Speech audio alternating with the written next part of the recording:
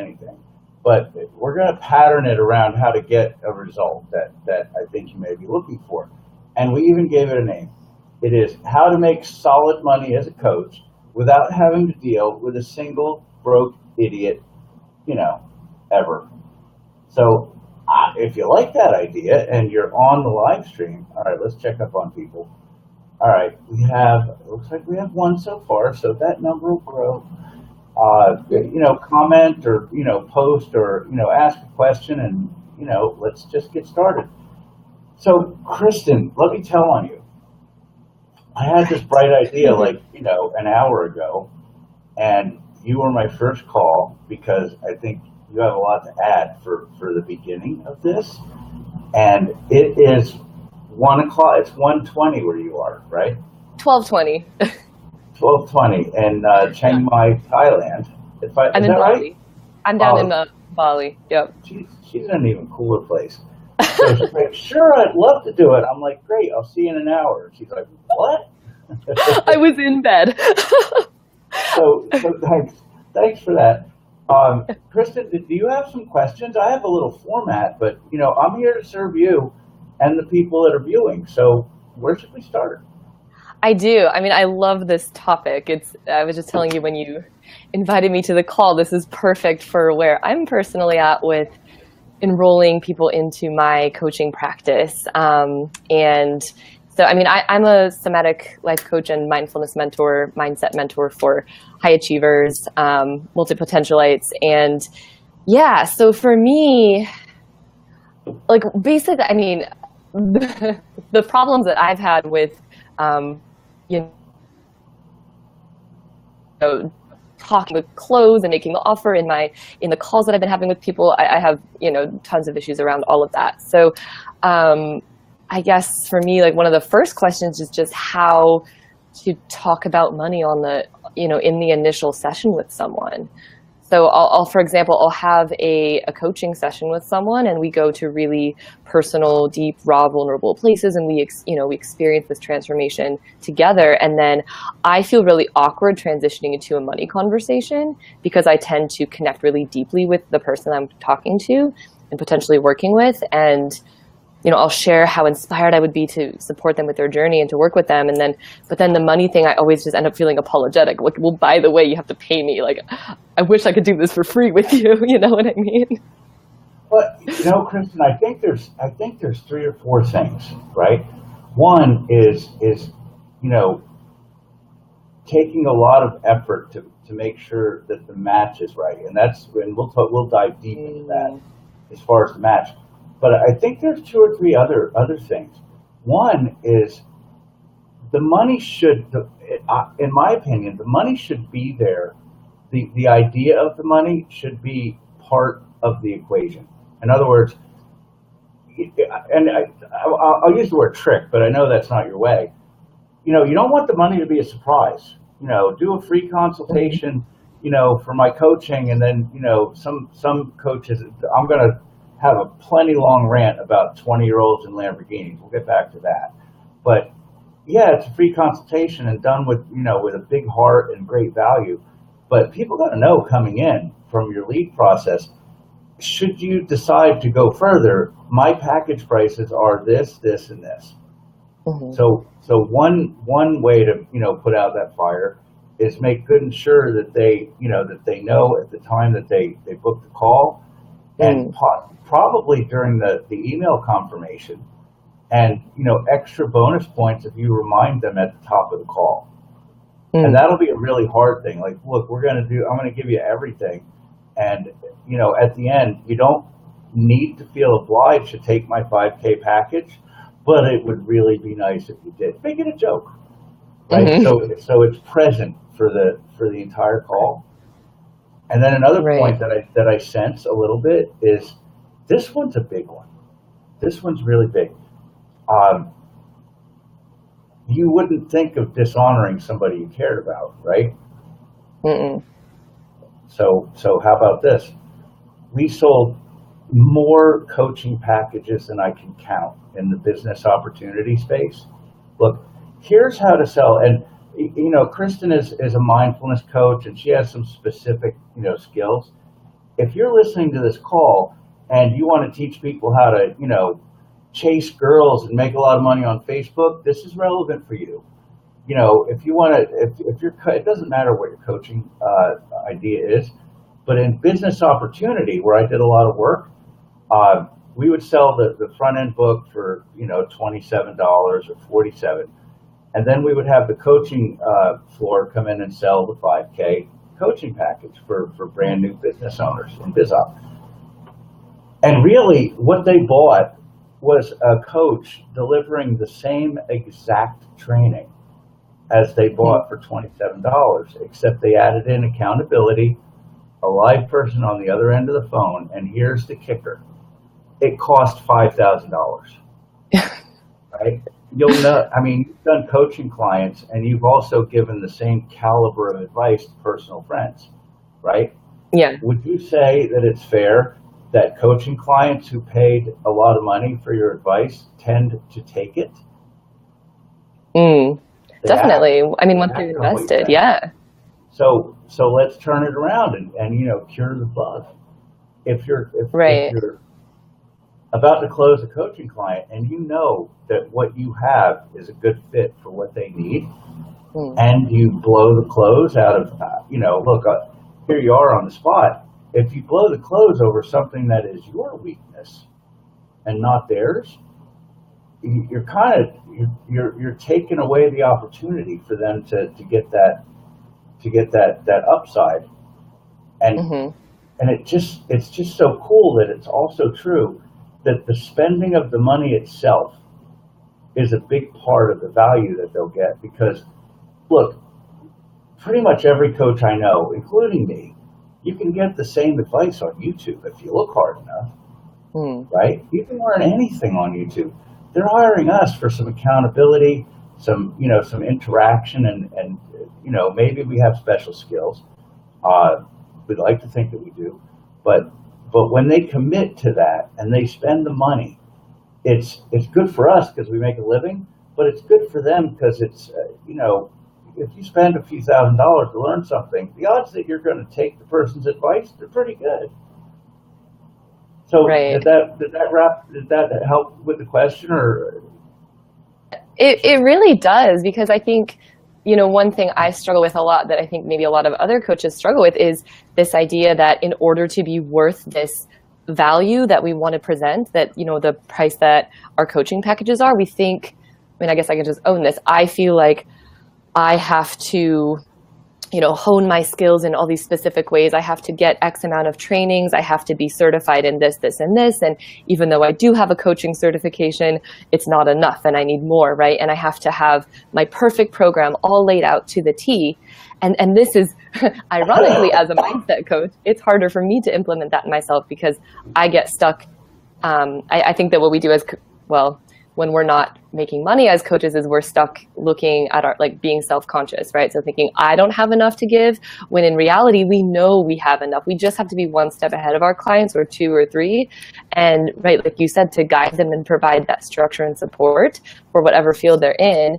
And yeah, I guess this is just clearing up that that's all wasted mind space for me, that thinking that I have to up-level all these areas and have the perfect coaching program, when really it's just holding the client, just knowing the value of what I'm, just really believing, it sounds like, the value of what I'm offering and what they're going to be stepping into when they invest, right? It's so funny that I think the whole coaching industry, half of the people have there's three buckets, right? Probably a good half of the people out there all bought a course on how to make a lot of money as a coach, and they don't know the first damn thing about the topic. You have 20-year-olds. All right, here comes the 20-year-old in Lamborghini. Here it comes. You have 20-year-olds teaching people how to start and run a business, and they're barely running a coaching business themselves, and it's their first business. Yeah. They bought somebody's course on how to make $100,000 as a coach, and they don't know what they're talking about. Yeah. Post in the comments if viewers are, hearing this and they think I'm wrong, but I'd say that's half of the coaching industry, right? And then you have a big portion of the coaching industry that really cares. about what they're teaching and coaching in. And yeah, that's the big question. Do I have enough? Am I really qualified for this? You know, and then you have the delusional folks in the middle who, you know, have a pretty good idea that they know what they're doing. Some do, some don't. But you know, for them, it's you know, they're just well adjusted. I think they're in the minority. I'm not one of them. I'm in the same category as you are. By the way, this is the opportunity to remind everybody to read War of Art. It'll help explain all that. Yes, absolutely. Yeah, and I love that book.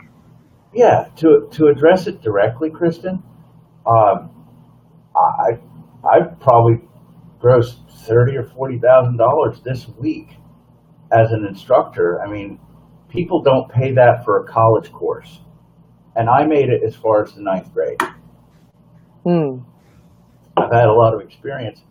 I had a friend once who wrote a book on.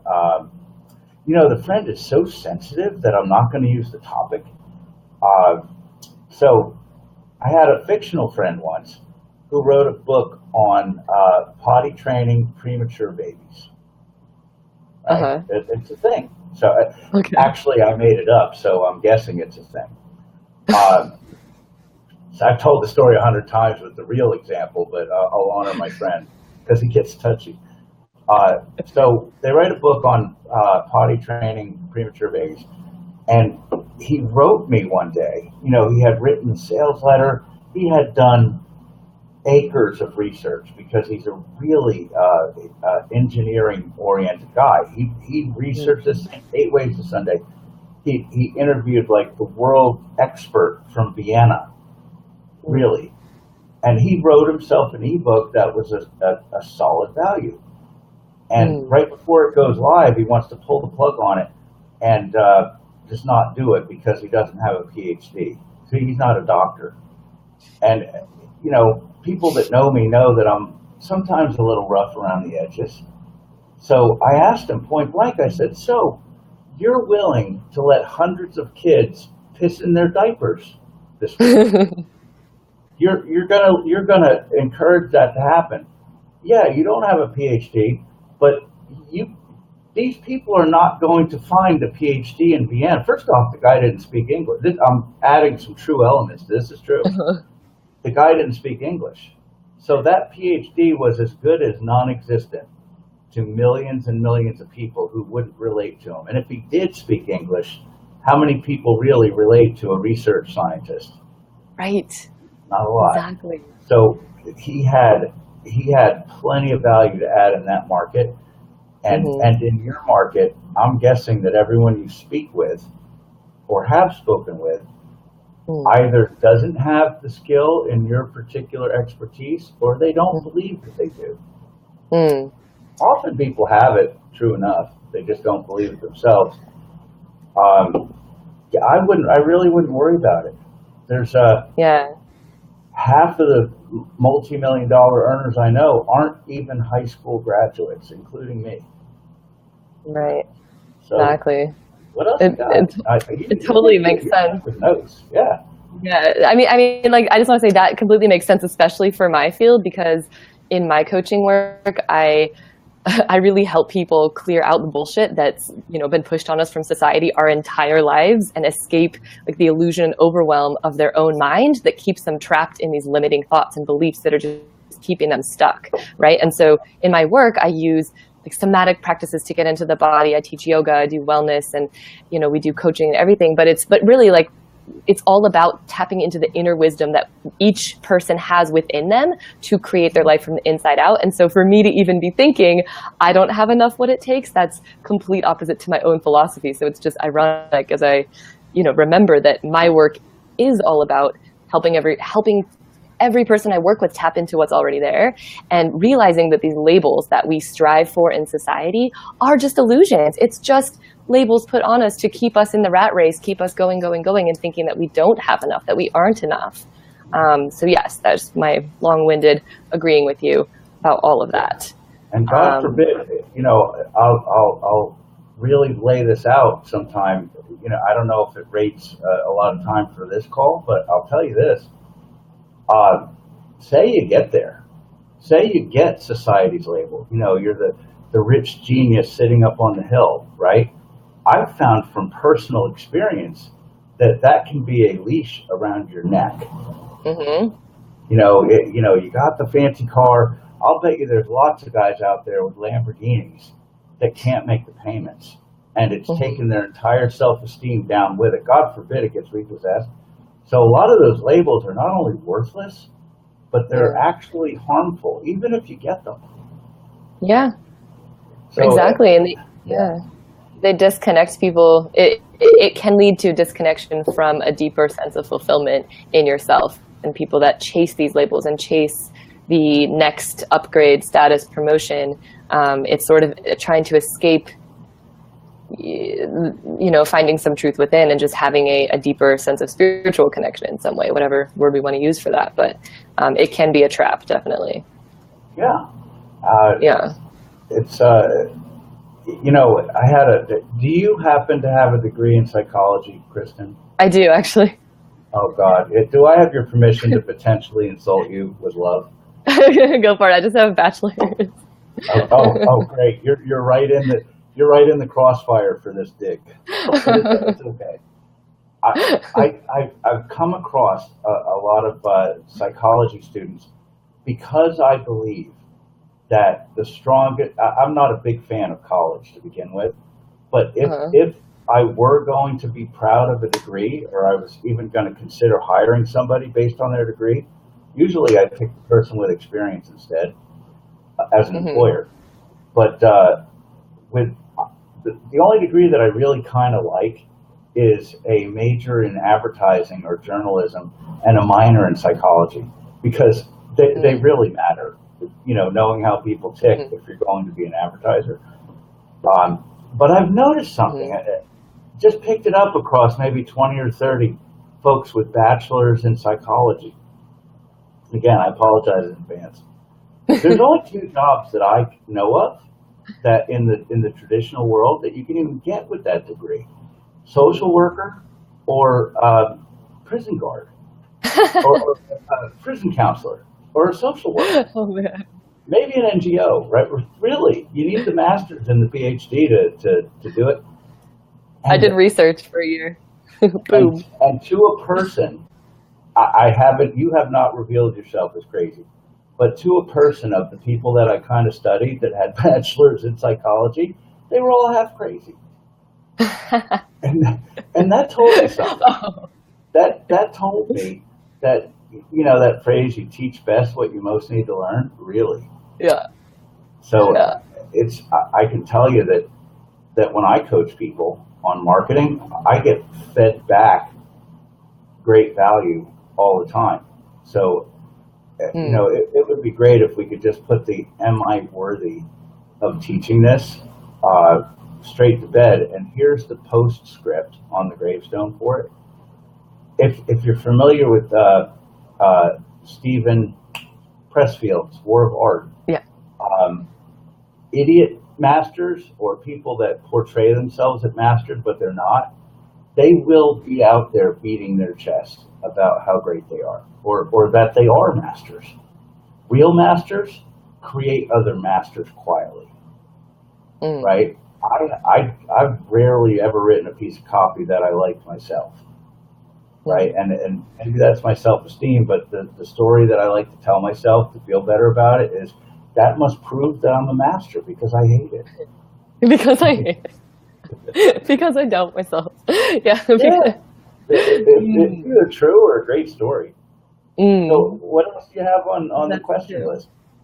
Yeah, I have a good question list. So how does a coach who is essentially at this point selling an undeniably intangible service or product, for example, at this point in my career, I'm not coaching people on business strategy to help them earn more money. I'm coaching people on how to connect more deeply with their creative potential, how to optimize their life and their mindset, right? So how do I sell that as a dollar value where I can't show people exactly how they're going to make their money back? I guess the second question to that is, how do I find people who I know understand the value of investing in their self-development and experience? Yeah. I love it when this happens, that like you can just take a problem like that and make it go away with a simple question. When you are teaching someone again, I'm not an expert, so if I make up a bad example, just steer me straight. If you teach someone, basic yoga practice, what do they gain? What happens next in their life? Well, hopefully I'm giving them a foundation that they can continue that practice, and I'm giving them tools that they can practice, build this practice into their life. But why do they do it? What do they get out of it? They start to develop a deeper connection with the quiet space inside of them. And what's the benefit of that? What shows up in their life when they get that quietness? See where we're at. Let's do I saw that you just got it, but let's go through the exercise to help the viewers. I don't know if I just got it. I'm trying to answer your question. I suspect that you did, but let's keep going. I mean, like, my intuition says it's different for everyone, but people, it's sort of this inner state of truth and connection that they just know they want more. When people, why do I practice yoga? I practice yoga because it connects me to my soul. It connects me to spirit. It connects me to a oneness that's greater than myself. And it quiets the mind. It connects you into your body. It connects you deeper into your wisdom. It creates space between reactions. And so I think most people that I teach say similar things, that they just feel lighter and more clear and connected to themselves and connected to something greater afterwards. So I won't go into the cliche example of, what if it were a corporate CEO? What if it were a competitive racing jockey that you were talking to? And he got a very close connection to his deeper wisdom. What might happen for him after that? Well, I'm thinking he would have a competitive racing jockey. He would ideally just be creating the space to know himself better, to understand why he's doing what he's doing, to slow down in what's undoubtedly a very fast-paced sport that maybe he's feeling just like overwhelmed in. I don't know, maybe he loves it and it's his passion, but he's going to greater understand the path that he's on in his life and be able to make conscious decisions that are in alignment with who he really is, not just this label of a jockey that he's taken on, but maybe his path is taking him in a different direction. Do you think he would have the capacity to be in better tune with his horse when he's riding? Do you think Definitely. he would remember his deepest lessons from his master, masters being the people who trained him how to do it? Or if he was really in love with being a jockey to begin with, do you think he might experience more joy and probably be better at it when he was doing his jockeying? Definitely. More awareness during the race, practicing, less stress in the beginning if he's practicing different breathing techniques and mindfulness before the race. He's able to manage anxiety. Yeah. So let's go one step further. Okay. Let's go one step further. How confident are you that he would have more joy and a better experience in the experience of jockeying? Yeah, 100%. Now, here's the kicker. How confident are you that he would be a better jockey? 100%. Got it. That's how you sell it. Yeah. Not selling it's a hard set. Tony Robbins, his lips to my ears, walking through a forest in Vancouver. He said, not a lot of people can sell personal development head on. And I said, well, what about, I used Robert Allen. Robert Allen, what about Robert Allen? Because Robert Allen doesn't sell personal, which is true, he sells real estate. T. Harv Eker doesn't sell personal development, he sells how to make money. Right? It's all personal development. It's right. They'll have a sort of a wisp of an idea about yoga, but the way to Mm-hmm. turn the question is how to, convert that into something that's dollars and cents closable Exactly. for clients and how they can see the value. So it's the inner peace and the connection to your wisdom is great, and that's part of it. But as an added bonus, you Mm-hmm. will be a better. I just used the wildest example I could as far as a racing jockey. You'll win more races. Yeah, So that's how to bring the ethereal into the real totally. world. Just keep fishing for the result. Yeah, I love that. Yeah, and that resonates so much with my work because I do feel like I want to bridge the spiritual and the practical, and I want to help people get better results in their life and optimize in this really masculine way, but using these more yin practices, using the more spiritual practices to help them get better results in life, and they absolutely will. Yeah, I do. That's good.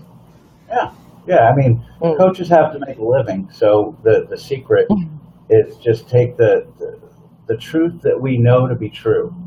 And I'm not disputing for a second the truth of being connected to your inner self and mindfulness and yoga being effective. Not debating that for a second. It's a little hard to sell. So you can always Mm-hmm. get to the tangible by just saying, what does that get you? Or Mm-hmm. I think the technical phrase is so what.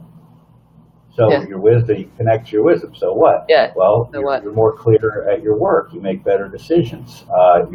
Your intuition gets better, so you decide faster. So if you're a stock trader, that can be measured in 4 microseconds. Yeah. And then, Mr. Stock Trader, what does 4 microseconds mean on the trading floor? Oh, I get it now. Yeah. Right? Gotcha. This is so Okay. much fun. That's good. That leads me to another question. Is it then better to focus on their problem or on the results? Like, am I getting in clients because they're looking for people that have this certain problem? They're saying, I'm not getting the results I want. Am I looking for an emotional problem or am I results? What's the best approach?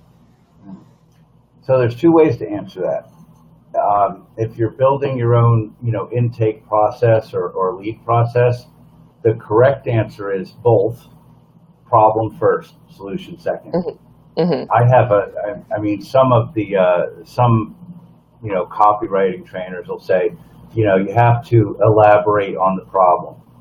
Mm-hmm. Mine, I use slightly more colorful language. I'm sure Mitch Miller would approve. I call mine the gut punch. Mm-hmm. You have to punch them in the gut with the problem. You have to Yeah. build vivid detail about how bad the problem is, and then bridge over to what the upside is going to be. Yeah. That's true if you're selling a book or if you're doing a lead flow process. And I'm only going to drop this little hint here. I'm going to drop these hints, over the next 30 days. You can do that, or you can stay tuned for what comes next. I happen to be working on a platform that basically makes all that just happen for you and delivers really relevant people. So, but this isn't a sales pitch. You won't see a link anywhere, I promise. But to answer the question as asked, it's both. Yeah. And if you quiz a little and get some psychographics by some really, nifty marketing processes, which we'll have in a month or so, you can really know exactly how and when to specify the problem and then highlight the solution. Mm-hmm. So thanks for the opening there to lay down a little plug for what we're doing. Yeah, sure, no problem. Okay, so it's good to focus on clients with one specific problem, right? Yeah, and Yeah. a great way to figure out which problem you should focus on. I would love to know. That's a good question, also. Yeah, this one's so natural. Like nobody really talks about it. Blows my mind. Nobody talks about this.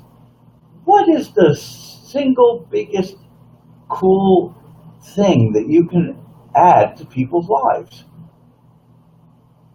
Like what is that thing? What's the main, ingredient of coolness that you can bring into somebody's life better than most? Hmm. Like me specifically, or just in general? People. Yeah, I'm curious. I have Me? an idea. Yeah. Well, for me, I think it's like some form of inspiration or energy. Mhm.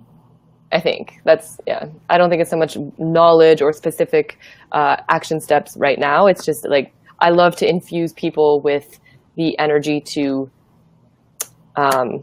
put forward into whatever they're working on in their life, and yeah, Okay. inspiration and new perspectives, etc. Yeah. So, like we were saying about 5 minutes ago, with figuring out what result that gets them. You and I will Mm, work on that'll be part of our training together.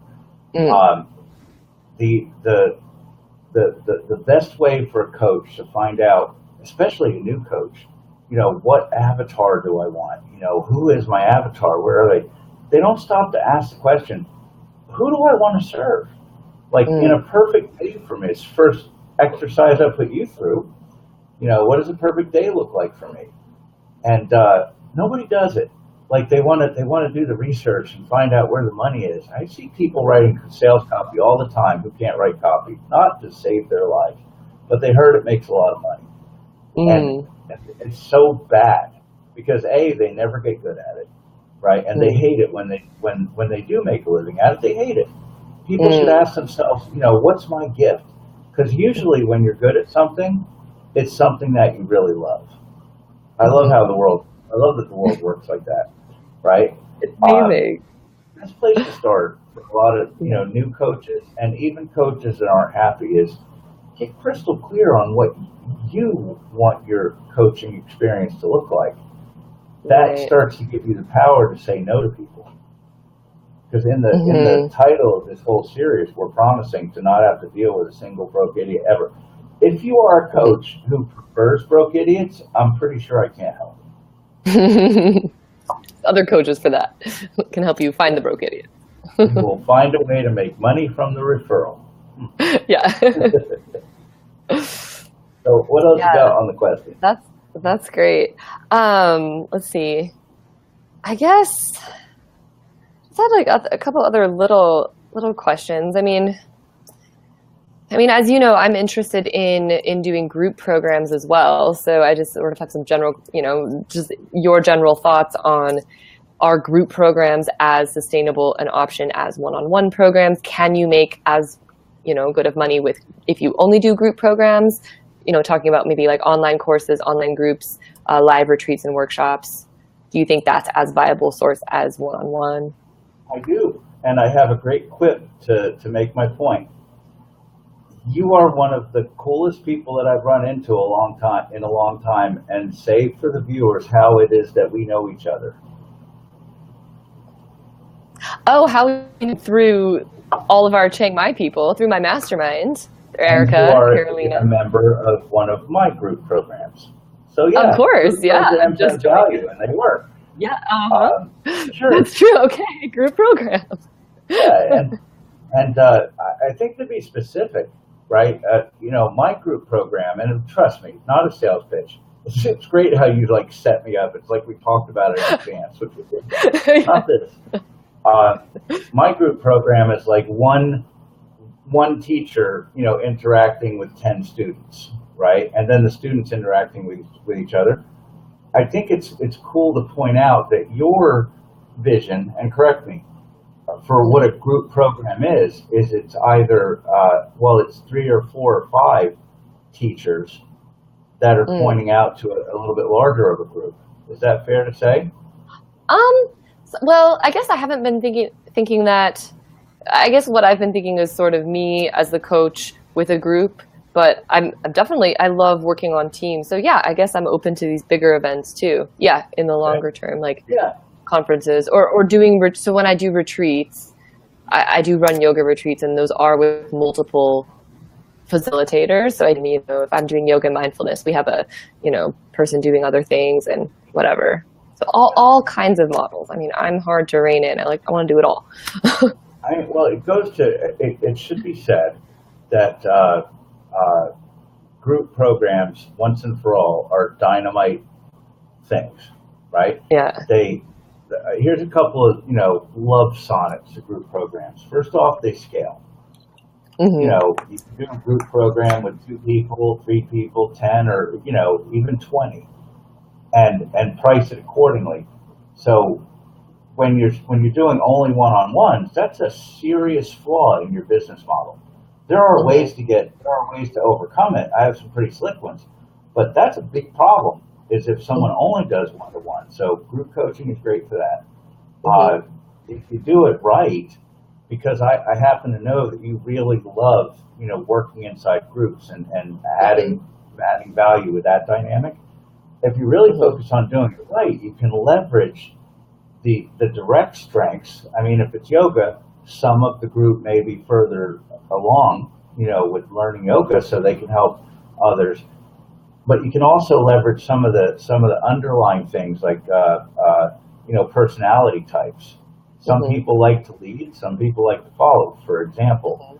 So if you play the group right, then you can make 1 and 1 add up to 3, if that makes Hmm. sense. Absolutely. That's one reason I love groups is I really feel that the collective energy creates so much more than just the sum of everything. There's so much more that can be created in that space. And I really want to work with creators. I love this idea of bringing people together in masterminds. So hosting masterminds and, bringing people to bring all their projects to the table and work together to clear through their mindset blocks and, develop mindfulness strategies, but also to move forward with what they're working on. So that's one idea for group program I have. I just think there's so much more potential there, and it's so much more energizing for everyone. And like you said, with the accountability when you're in a group and you have, yeah. So I think, yeah, I think Yeah, that I can see how that definitely has the potential to scale. And it's also an easy, so it kind of takes the I don't know, some of that hardness out of asking for the, $5,000 coaching package. You can offer yeah, it's like yeah. an I mean, tell easier. yourself tell yourself a new story. Like, I really, know. yeah, but let's get it all the way down inside, because there's 2 things. Well, there's 3 things. One is just general fear, and let's work on that together, because I have it too, right? Let's work on that together. But the other 2 are worth talking about. One is the general fear, but the presence of somebody who really needs your help. So this Hmm. is somebody who needs their collar grabbed because they're about to fall off a cliff. That's one example. And the other one is if you're getting resistance, or if the users, because I don't want to make it all about you and like pick on you. But the good news is this is universal. This is something everybody wrestles with, unless they're delusional, right? Which happens. Uh, there's also the people that you're having a hard time, wanting to close them and ask for the money, and the reason is because you really just don't want their business, or maybe Hmm. it's a bit of a shame that you have to deal with somebody who's not a great fit, but they're gonna. And again, I'm not pointing this at you. I'm pointing it to Hmm. coaches in general. That if there's resistance, that's beyond just the straight up fear of closing, which everybody has. Hmm. Your heart might be telling you you really need to just tell this person no with respect. Yeah. And when you're able to do it, when somebody is not a good fit, I think they're on here. I won't call them out by name, but this person made my day because he demonstrated passion for what he does, and true respect, because it's a good passion. If he wants to comment and give himself up, great, because I know he's here. Um, True passion for what he does. And it broke my heart because I had to tell him, look, my coaching program is not going to work for you because there's no money in it. And then we talked, another few minutes, and it was discovered that there was a way for him to make money with it, Mm. and it's just going to take him a month. So yeah, I waved him off of the program, and it made me feel so good because look, I'm a pretty good salesman. I could have made the deal happen, Mm. but it felt so good to give the guy the counsel that he needed, and I'm pretty sure he'll be back when he Yeah. succeeds at it. By the way, I put him up to a public declaration, same as I Uh-huh. did you. Uh-huh. So I'm feeling good about that one. That's good. Um, Those are powerful. I dig it. That's amazing. So Yeah, we're yeah. going pretty long on this. I'm happy to do it all night, but I know that I want to get you to bed. Well, wait a minute. That's when I'm wrong. I want to allow you to get to bed from where you I know. are. My bed is right next to where I Oh, am, and that's where I'm going. first was 1 first a.m. was Look the at this. mistake, Rocking this. and then there was the pointing out of the mistake. They were both mistakes. Um, so what else you got? Um, let's see. Dun, dun, dun, price. Let's see. Yeah, do you, when it comes to talking about, maybe this is a silly question. I was just wondering if you think it's better if we're talking to a potential one-on-one client, if it's better to talk about the package price or break it down monthly. I think I know the answer that it's better to do a package, but I always feel tempted on the phone to tell them, or it's this much monthly because it's it's a lower number. Um, I don't know. What are Well, your thoughts on that? see, now we're bridging over to straight up marketing, so that's cool. Yeah. A lot of the coaching stuff is just my intuition talking. Now we're talking. Now we're going to talk about actual marketing with split testing data. Present the price, and here's the Uh-huh. hard part. You might want to call Erica because she's good like this. Present the Uh-huh. price, and you know what? I don't even know the right phrase because it's not something I do a lot. So the package is 5K, or I love K. I love K because it minimizes. It takes all the zeros out of it. Look, it's 5K. Uh, That's so true. Look, it's 5K, and then I'll give you what I might say, but then maybe check with Erica Blair, who's great, by the way, for the people watching the videos. Super high talent. Um, Love Erica. She's amazing. yeah. So it's 5K. Here's the hard part. This will be hard. Is that something you can work with, or is that something you're excited or like that, right? But let's have Okay. Erica. Let's have Erica type it in a comment because she's good. Is that something that you're comfortable with, or is that something that you see yourself benefiting from?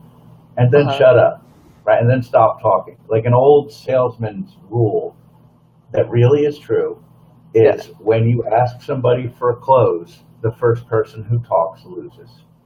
You lose the sale, or they give up their money, right? And it'll get uncomfortable. It might go 30 seconds, right? Let them do it. That'll show some strength. And then use to answer the question. Then use monthly plans or a payment plan as a drop or as a way to go back in for the close. And for the listeners, there is a big difference between a monthly plan and a payment plan. Super big. If a common payment plan for coaching is a 3-pay or a 2-pay. If you offer it monthly, just bear in mind that you will only have them for 3.5 months statistically. So if you're trying to get 5K and you do it monthly, it's just the law of nature on the internet. The retention on a monthly continuity plan is 3.5 months or tops on average. So just know that you're giving up a 2/3 discount if it's monthly, as opposed to a 3-pay. Some coaches will actually finance the 3-pay, like a formal financing plan, complete with credit bureau reporting if they default. That's a little more formality than I want to do, but it's something that's done, and you can lock people in if that's your way. Any coach that really is confident that they're adding value, they don't have to use chain link fences to keep their customers. Customers are happy to pay them. So thought I'd throw that in there for the crowd. Monthly plans are kind of a no-no. Unless you're happy to work month to month with clients, it might be the right fit. Okay. And then do you recommend putting the price on your website, or do you wait to tell that to people? Good question. I would say the real answer is test it both ways. Mm. I would say from my gut to test it. But my initial thought there was, in most cases, it's better that they know. Or yeah, it's better that they know. And there's a way to say it that doesn't intimidate the customer, right? Something like, you will have introduced the free strategy session. And to be clear, I do have products to sell you, and they're quite expensive. Or, although they're a great value, they're fairly highly priced, $5,000 or $5K. But you will not catch me twisting your arm. Truth is, now here's something to add in. I just started going into copy mode. Truth is, I'm too busy. I am way too busy to beg. So, there's ways that you can put the customer at ease. You'll teach them that you're an honorable person, because you've told them what your ulterior motive. They have to hear an ulterior. They have to know what the ulterior motive is, because people don't just get on the phone for an hour, right? So you can do it. You can bring it all together and have it all work in a warm, fuzzy way, even for the client. But I think offhand they should know that there's what the price is. Yeah. Okay. It does feel. I like when I see that on coaches' sites. I like that they're transparent about it. It feels like they're not trying to hide something, or it feels like they know their worth, like they're owning it if it's up there. Which I guess sort of leads me to, how do you know what to charge for your services as a coach? Twice as much as you think is your highest number. Twice as much as you think. Really? That man, that sounds like a flippant joke, doesn't it? I am presenting that. Now here's the disclaimer. If you're a 20-year-old, now my definition of a 20-year-old in a Lamborghini is somebody who bought a course from a guy selling courses on how to be a coach, and that's their first attempt at business. They're kind of a blight on the industry, right? So you guys know who you are. If you're looking for, oh, by the way, that magical, lead platform that I talked about that made it super easy to get clients. Not only will that not work for the 20-year-olds in Lamborghinis, it will flush them out instantly. So if you're like a poser, now let me be careful, because a lot of people that are actually gifted think they're posers or imposter syndrome. So please, if you're hearing poser, and there's a shot that you know what you're doing. Look, if you've been in business for 3 years, you're immune from this, right? If you think you're look, the idiots in Lamborghinis don't think they're posers. So that's what's cool about this, because we'll have a turkey shoot. Because this lead platform that I'm building will not only bring the right people to the right coaches, it will out the idiots as the idiots they are. So I'm kind of happy about that. I don't even know where I was going with that story. Where was I going? Oh, how much to charge? Yeah, I'm presenting that statement as a factual statement that I believe in. Whatever your highest number is, double it. You would be shocked at what people will spend for a coach that cares. Yeah. And they value you more if you are worth more. People automatically assign higher value and higher quality to things which cost more, right? Yeah, and on top of that, the bonus is they're far more likely to take your advice and get the upside. Yeah. And give you the raving testimonials because they've actually had results because they invested so much that they're going to do the work. When people stretch, this is big.